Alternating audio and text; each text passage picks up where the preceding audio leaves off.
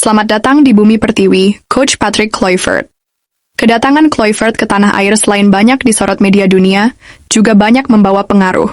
Selain sebagai magnet bagi pemain grade A untuk gabung, calon lawan timnas Indonesia di kualifikasi Piala Dunia 2026 juga ikut panik, bahkan iri melihatnya. Loh kok bisa sampai begitu? Memangnya kenapa? Timnas Indonesia akan menjalani laga lanjutan kualifikasi Piala Dunia 2026 di Sydney Stadium 20 Maret mendatang menghadapi tuan rumah Australia. Namun jelang laga ini digelar, publik sepak bola Australia yang tadinya adem ayem saja, akhirnya ikut heboh ketika beberapa media mereka ikut mengabarkan kedatangan sosok Patrick Kluivert. Awalnya, salah satu media mereka Daily Star mengungkapkan kekagetan, kok bisa sosok superstar seperti Kluivert bisa jadi pelatih Indonesia?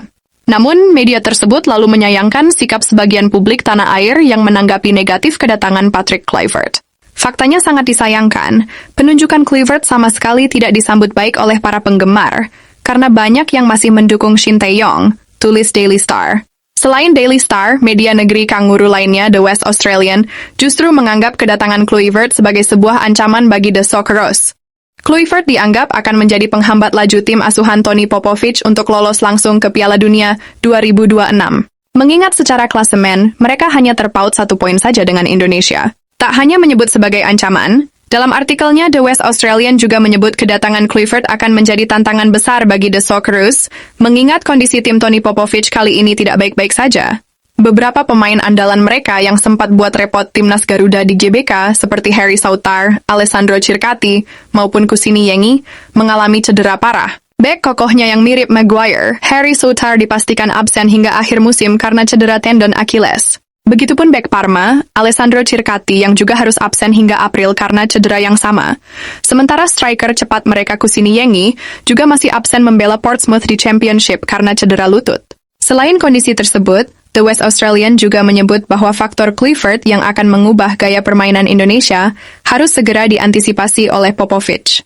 Gagal meraih poin penuh di JBK dan berakhir pada pemecatan pelatih Graham Arnold, masih menjadi kenangan pahit yang masih membekas di publik sepak bola Australia. Di luar tantangan besar tersebut, Kluivert ini bagaimanapun adalah sosok yang sudah tidak asing bagi publik sepak bola Australia.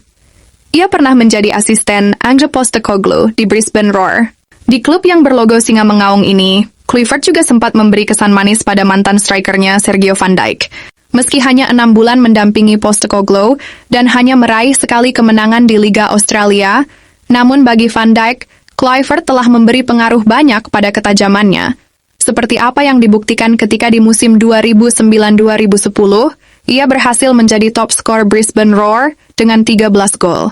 Tak hanya Australia saja yang panik, lawan timnas berikutnya yakni Bahrain juga sama paniknya.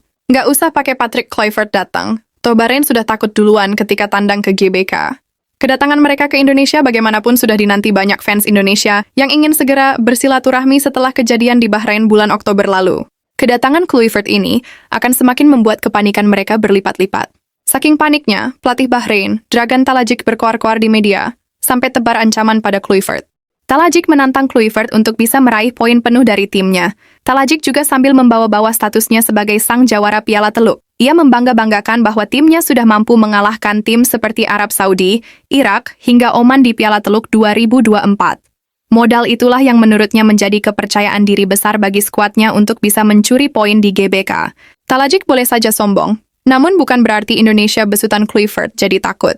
Kluivert memang punya kenangan pahit menghadapi tim yang pemainnya jago akting ini. Saat membesut timnas Curaçao tahun 2021, Kluivert dihajar Bahrain 4 gol tanpa balas. Namun, saat itu Bahrain dilatih oleh Helio Sousa, bukan Talajic. Meski hanya laga persahabatan, namun kekalahan itu telah mencoreng harga diri Kluivert. Talajic tentu menyadari luka yang dialami Kluivert tersebut. Ia khawatir, luka itu akan jadi ajang pelampiasan dendamnya pada laga 25 Maret nanti. Pelatih berpaspor Kroasia itu juga khawatir laga tersebut akan jadi peluang Kluivert untuk merebut hati fans Indonesia di GBK. Meski ada faktor dendam, namun di media Bahrain GDN Online, Talajic mengatakan bahwa dirinya akan coba cari celah kekurangan timnas Indonesia. Salah satunya dengan memanfaatkan transisi pergantian pelatih Indonesia yang waktunya sangat singkat.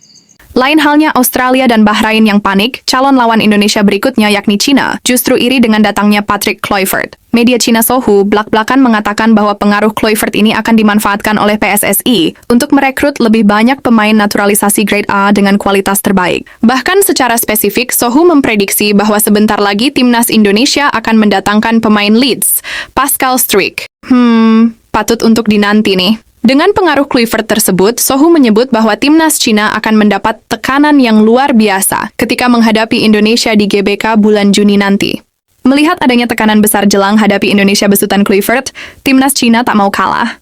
Mereka ikut-ikutan cara Indonesia dengan menambah amunisi pemain naturalisasi. Tim besutan Branko Ivankovic ini dilaporkan oleh Sohu segera mendapat suntikan 4 pemain naturalisasi baru yang diproyeksikan untuk menghadapi lanjutan laga kualifikasi Piala Dunia 2026 bulan Maret nanti. 4 nama yang akan segera berseragam tim Dragons adalah Serginho, Ryan Reposo, Oscar Maritu, dan Christopher Cheng. Keempat pemain itu dilaporkan oleh Sohu sudah siap dimainkan ketika melawan Arab Saudi dan Australia. Saking sumringahnya mereka mendapat suntikan pemain naturalisasi baru, Sohu sampai membuat pernyataan bahwa 4 pemain tersebut akan semakin membuat Indonesia kewalahan. Oh iya, selain menambah pemain naturalisasi, China juga serius mempersiapkan dengan matang kondisi performa mereka. Demi hadapi rintangan yang semakin terjal di babak ketiga kualifikasi Piala Dunia 2026, China sudah gerak cepat memulai pemusatan latihan di Haikou, Provinsi Hainan pada bulan Januari. Tim Dragon sudah memulai panaskan mesin demi bersaing dengan tim yang makin kuat seperti Indonesia. China tak ingin menanggung malu terus duduk di dasar klasemen grup C babak ketiga kualifikasi Piala Dunia 2026.